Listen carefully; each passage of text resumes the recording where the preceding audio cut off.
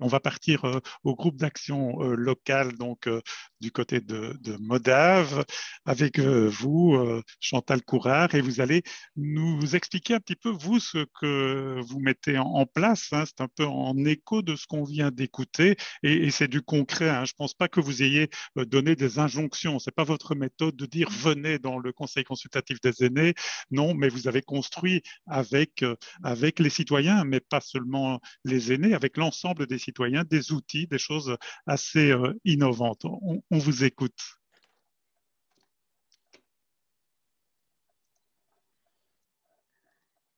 Je partage.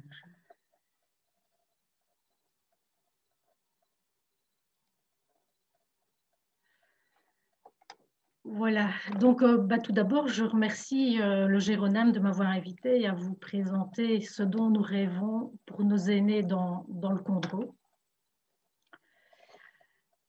Alors en fait, je vais vous présenter le projet Bien vieillir. C'est celui que j'ai développé dans le cadre de ma mission au GAL Pays des Condrus.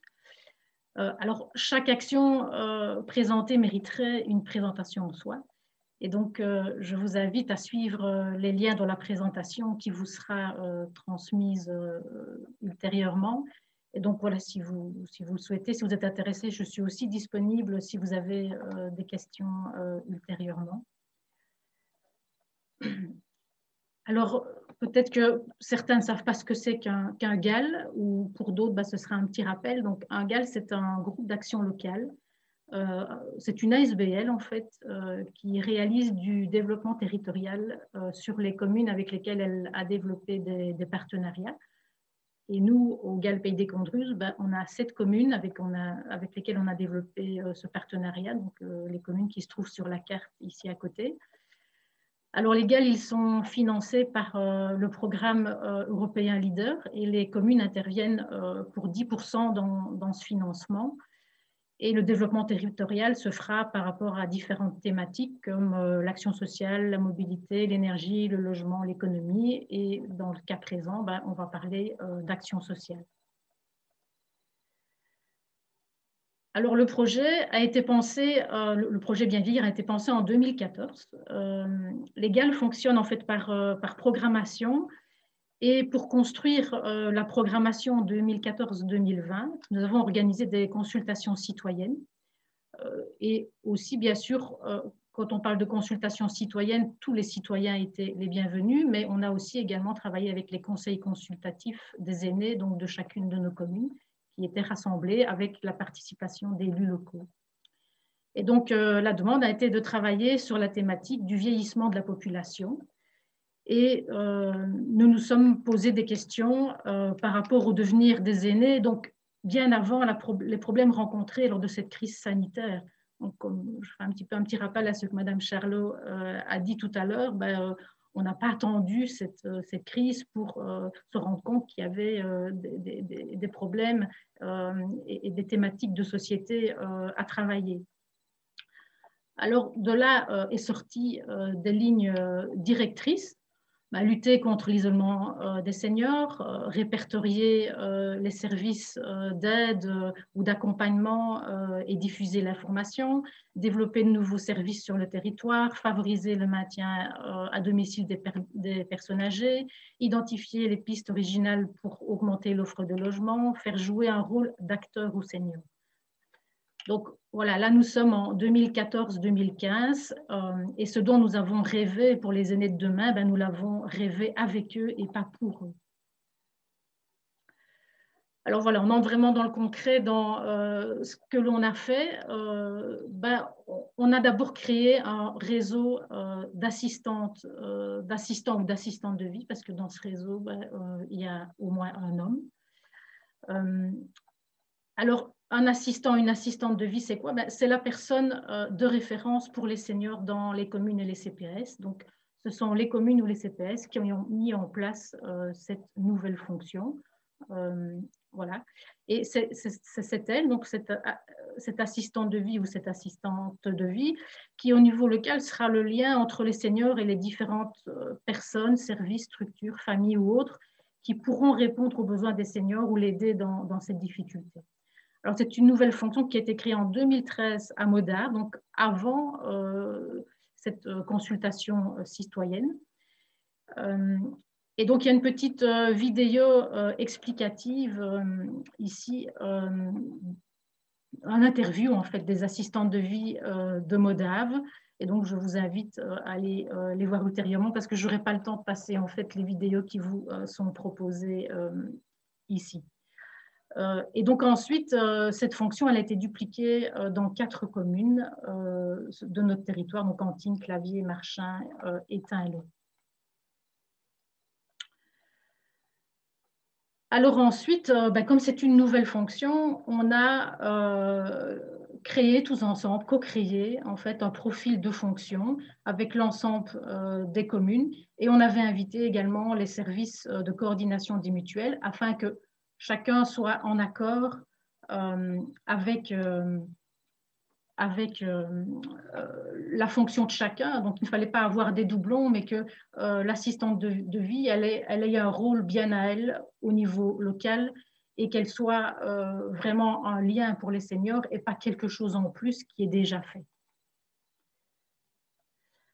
Alors ici, sur notre site au niveau du GAL, donc vous allez pouvoir trouver ce profil de fonction qui détaille vraiment toutes les activités de l'assistant de vie. Donc, je vous invite, si ça vous intéresse, à aller le consulter. Et pour les citoyens, en fait, on a édité un carnet de l'assistant de vie qui a été distribué en toute boîte dans les communes, effectivement, où il y a une assistante de vie. Et ce carnet d'assistant de vie, il explique à la population, aux citoyens, quel est le rôle de l'assistant de vie et comment on peut le contacter, c'est quoi son aide, en quoi il peut être utile pour le senior.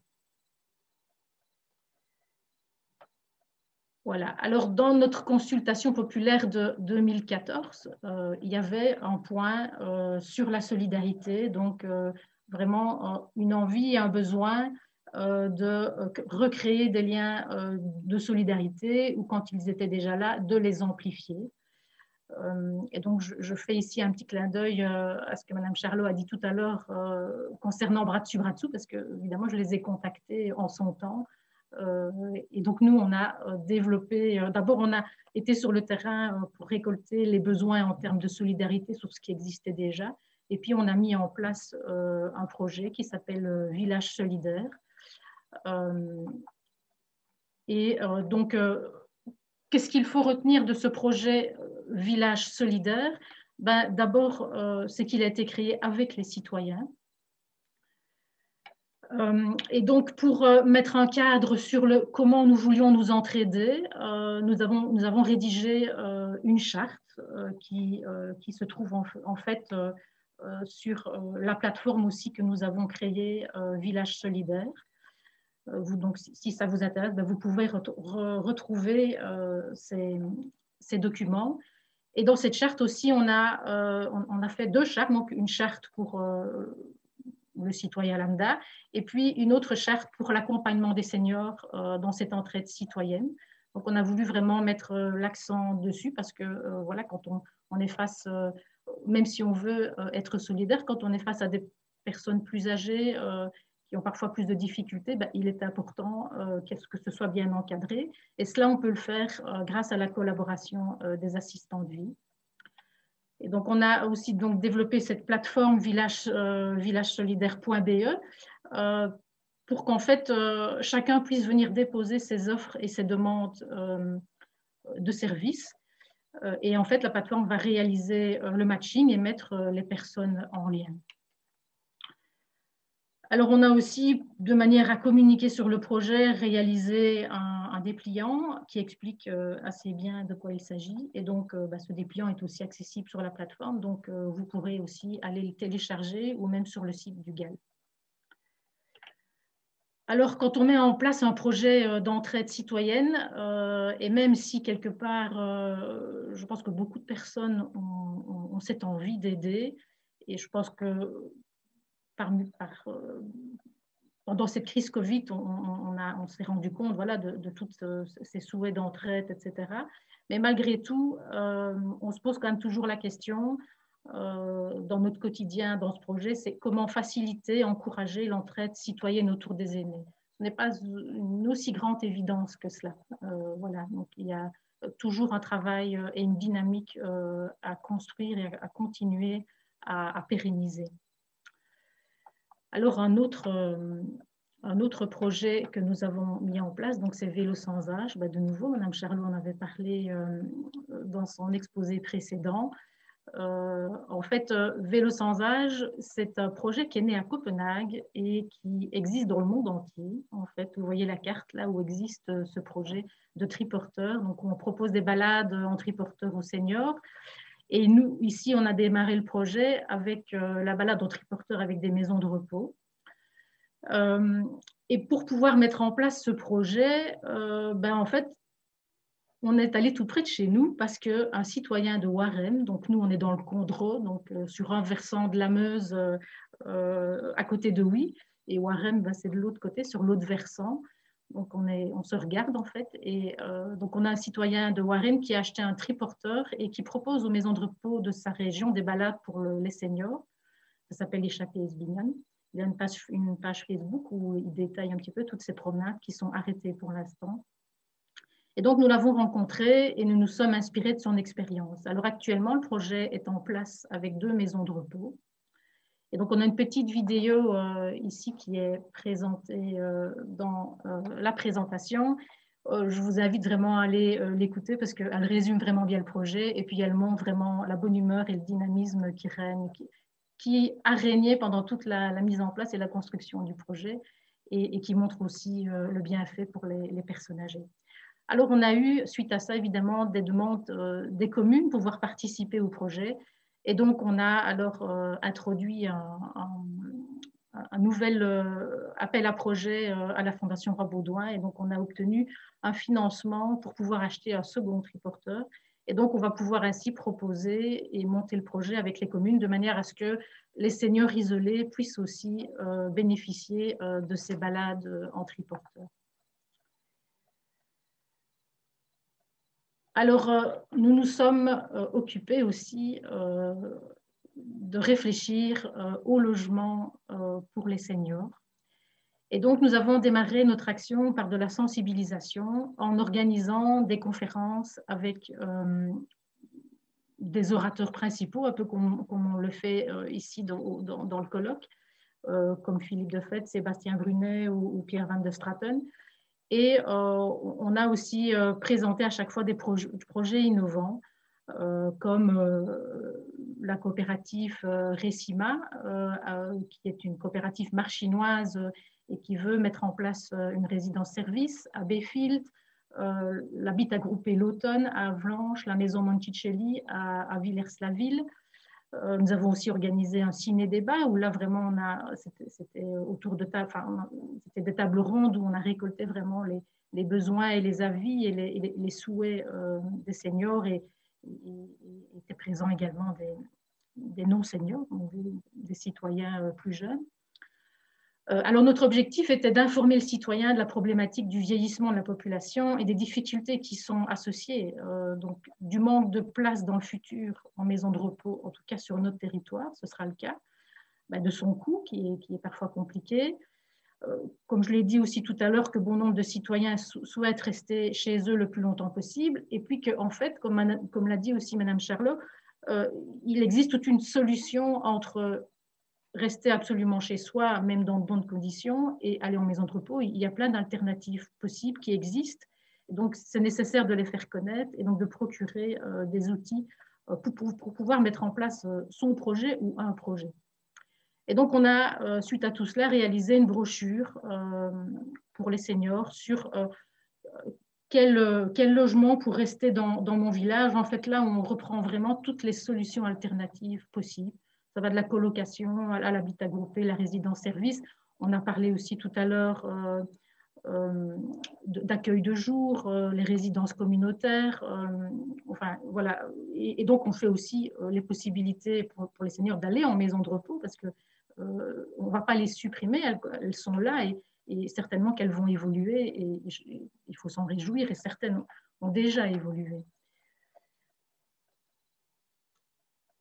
Alors, par rapport au logement des seniors, il me semble intéressant que tout le monde, tout un chacun, se pose un peu la question, comment est-ce qu'on se représente le logement des seniors, que ce soit pour soi, si on est en âge ou même qu'on arrive tout doucement à l'âge de se poser la question, que ce soit pour ses parents ou pour la société de manière générale. Voilà, comment est-ce qu'on se représente le logement des seniors? Je pense que c'est quand même fondamental en fait pour l'apparition de nouvelles solutions et qu'elles soient acceptées et empruntées par les seniors en devenir ou actuels. Et c'est aussi important pour le projet que je vais vous présenter maintenant, en fait, qui a démarré depuis janvier et qui concerne la division du logement des seniors.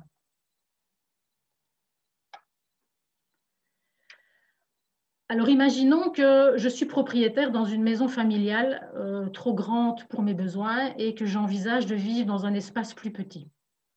Alors, c'est bien parce que ma maison, elle est justement très grande et j'ai la possibilité de la diviser en deux. Et en plus, j'ai les moyens de la financer, de financer les travaux de division du logement. Et je suis encore actif et tout à fait compétent pour pouvoir suivre ces travaux moi-même. Et comme ça, ben, ça me fera, je vais pouvoir louer une partie de ma maison. Je vais pouvoir louer une partie de ma maison à un couple plus jeune ou à une famille ou à une personne seule. Ça, c'est évidemment le cas idéal, mais évidemment, tout le monde n'est pas dans ce cas de figure-là. Parce que d'abord, ben, on a parfois une maison trop grande, mais elle est parfois difficilement divisible en deux, juste comme ça. Et donc, l'idée dans ce projet, ce serait de pouvoir proposer l'ajout d'un module supplémentaire qui permettrait d'avoir de l'espace suffisant pour les deux ménages. Alors, l'idée de ce module, ce serait qu'il serait fait aussi sur base de l'économie circulaire. Ça veut dire qu'il devrait être pensé dès le départ comme pouvant être réparable, remplaçable, et que si par la suite le module ne convient plus à l'habitat, c'est-à-dire que soit le senior est parti en maison de repos ou autre, ou simplement, malheureusement, qu'il soit décédé, on pourrait utiliser le module pour un autre senior, voilà, pour une autre maison. Donc voilà, on se rend compte en fait que dans les maisons actuelles, il y a des tas de figures possibles, dans le sens où ce ne sera pas toujours possible, évidemment, d'ajouter un module. Ce n'est pas toujours possible de diviser en deux facilement. Et donc, voilà, on voudrait réfléchir et proposer des outils pour aider les personnes à choisir ce qui leur convient le mieux. Mais évidemment aussi, tout le monde n'a pas la possibilité de financer ce projet. Donc, on aimerait aussi réfléchir là-dessus et faire en parallèle et de voir ce qu'il est possible de faire avec la situation du viager, par exemple. Est-ce que le viager pourrait aider justement à financer certains projets avec l'ajout d'un module ou pas? Voilà, comme une partie de la maison serait libre, on serait dans le cas d'un viager libre. Si les personnes ne souhaitent pas non plus gérer elles-mêmes les travaux, voilà, est-ce qu'on pourrait envisager un système locatif qui serait géré par une structure immobilière? Est-ce qu'on pourrait aussi, pour les jeunes ménages, penser à un prêt écureuil pour les soutenir dans l'achat peut-être futur de la maison? Voilà, donc c'est un nouveau business model et donc à réfléchir en devenir pour l'instant, on est au tout début. Et donc ce qu'on veut, c'est vraiment créer un guide des bonnes pratiques avec un avant-projet réalisé sur base de cas concrets, un document avec un exemple de ce type d'intégration du module aux différents bâtis, voir si ce modèle est réaliste, et donc on est vraiment au stade de faisabilité. Alors, un deuxième projet qui démarre là aussi tout de suite en janvier, c'est le soutien au projet Ergo 2.0. Et donc, Ergo 2.0, c'est un réseau d'ergothérapeutes de quartier qui travaille en plus avec l'assistance de technologies. Et donc, ce qu'on souhaite, nous, c'est notre objectif, c'est de mettre en relation notre équipe d'assistantes de vie et ce réseau d'ergothérapeutes afin d'encadrer les seniors en difficulté à la maison. Donc, les ergothérapeutes, en fait, dans ce projet, vraiment, ce qu'ils veulent, c'est avoir une place complémentaire par rapport déjà aux services d'aide qui existent déjà. Donc, ce n'est pas remplacer ou prendre la place d'eux, c'est vraiment venir en apport par rapport à ce qui existe déjà. Et ils ont une fonction d'écoute, ils accompagnent, ils observent, ils évaluent et ils conseillent. Donc, ça veut dire qu'ils vont mettre en place des solutions pour aider le senior qui le souhaite et qui l'a choisi à rester chez lui le plus longtemps possible. Et ça ne veut pas dire qu'on évitera absolument la maison de repos à un moment donné ou le départ vers une autre solution. Mais voilà, à un moment donné, c'est peut-être une bonne solution pour le senior. Et ils peuvent s'aider évidemment de technologies. Voilà, c'est la téléassistante, mais avec différents outils différents qui les accompagnent et qui sont progressifs, en fait. Je ne saurais pas vous détailler les différents outils qu'ils utilisent parce que voilà, ce serait mieux que ce soit eux qui l'expliquent, évidemment. Alors, un autre intérêt de l'ergothérapeute avec les seniors, c'est qu'ils peuvent aider en cas de chute. Bon nombre de seniors, en fait, parfois, ils partent directement en maison de repos parce qu'ils tombent et qu'ils ont peur et que la famille a peur. Et en fait, l'ergothérapeute, lui, il peut prévenir tout ça, dans le sens où on peut analyser les causes et faire en sorte qu'elles n'arrivent plus. Et donc, ça permet au senior de rester chez lui. Alors, l'ergothérapeute, il réalise aussi des audits et donc il va faire en sorte que la technologie soit vraiment adaptée aux besoins et aux difficultés du senior. Et donc, ce que propose Ergo 2.0, c'est un coût. Et donc, comment le GAL intervient-il dans ce projet, dans ce partenariat? En fait, nous souhaitons mettre en place un projet pilote. Ça veut dire que le GAL pourrait financer l'abonnement de 10 ou 15 seniors fragilisés ayant des difficultés pour le financement de cet abonnement. Et donc, nous pourrons ainsi évaluer le bienfait de cette téléassistance progressive associée avec l'accompagnement par un ergothérapeute. Et donc, nous aurons plus de poids pour convaincre les communes, la province, les mutuelles de participer au financement de cette prise en charge pour les seniors qui auraient des difficultés. Donc, diverses formules évolutives sont proposées aussi bien par rapport à l'appareillage connecté qu'au suivi ergo. Donc, je vous invite à aller vraiment lire ce qu'il y a sur le site.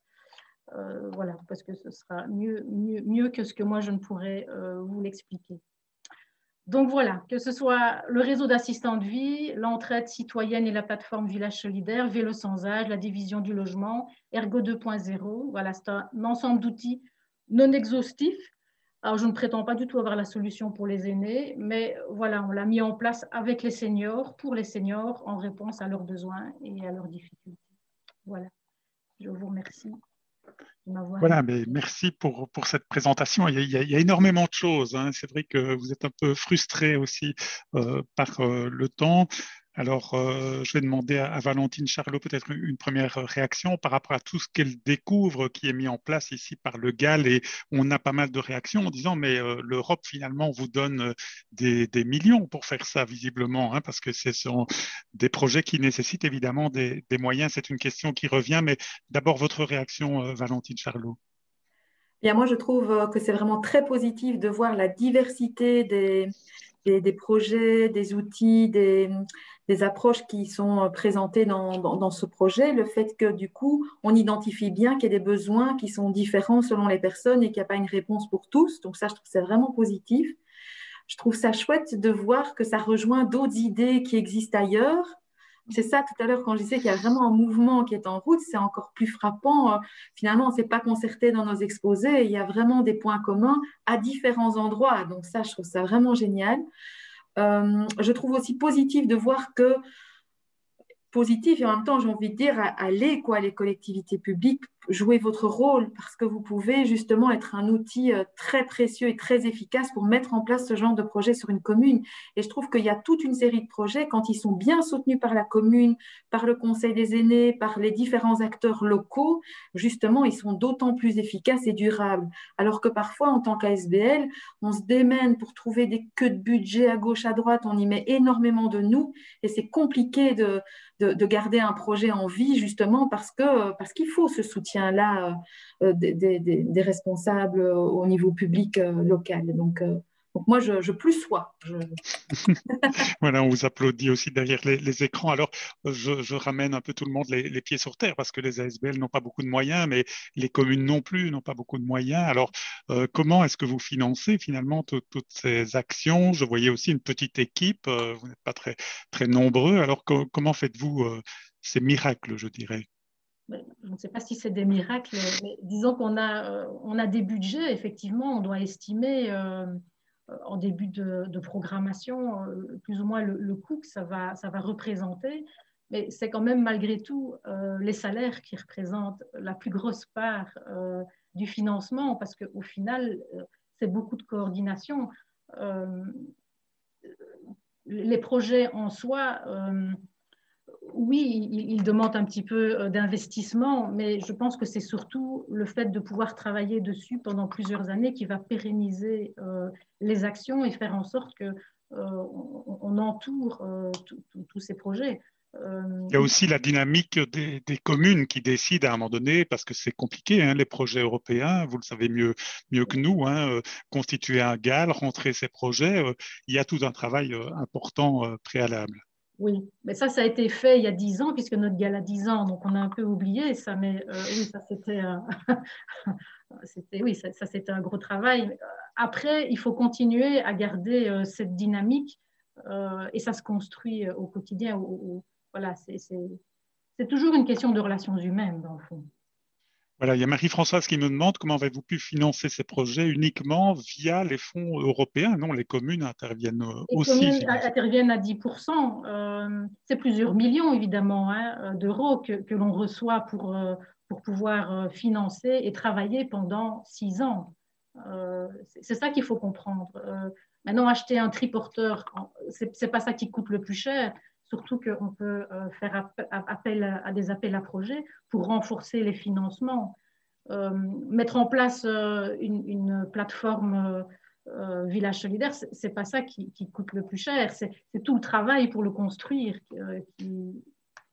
Et revenons justement à ce travail, cette mobilisation. Comment faites-vous aussi? Et bon, je sais que pour le moment, c'est un petit peu compliqué de mobiliser tout le monde derrière son écran, mais comment faites-vous pour mobiliser et faire en sorte que ces assistants de vie, qui sont des bénévoles, si j'entends bien, vous rejoignent et se motivent?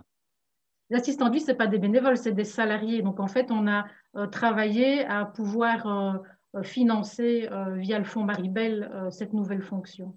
En fait. Ah oui, donc là, on a affaire à des professionnels. Il y a Oui. aussi dans votre travail une dynamique aussi, une solidarité que vous organisez. Ben, oui, on l'organise et elle reste compliquée à organiser dans le sens où on a tous envie d'aider, mais en fait, il faut passer à l'action et il faut dans nos vies nous organiser de manière à pouvoir mettre en place et avoir du temps pour se dire ben, je vais aller aider mon voisin de la rue d'à côté. Et donc, tout ça, ben, ça prend énormément de temps et il faut tout le temps continuer à garder, à créer cette dynamique. Il ne faut jamais s'arrêter, en fait. Il faut tout le temps communiquer par rapport à cette solidarité, apporter des témoignages. Voilà, c'est un travail. C'est ça, en fait, le gros du travail, c'est être sur le terrain. Ouais, la recette, on la trouvait peut-être avec Valentine Charlot qui disait sélectionner, optimiser et compenser aussi parfois. C'est finalement aussi trois axes que vous pratiquez au quotidien. Oui, tout à fait.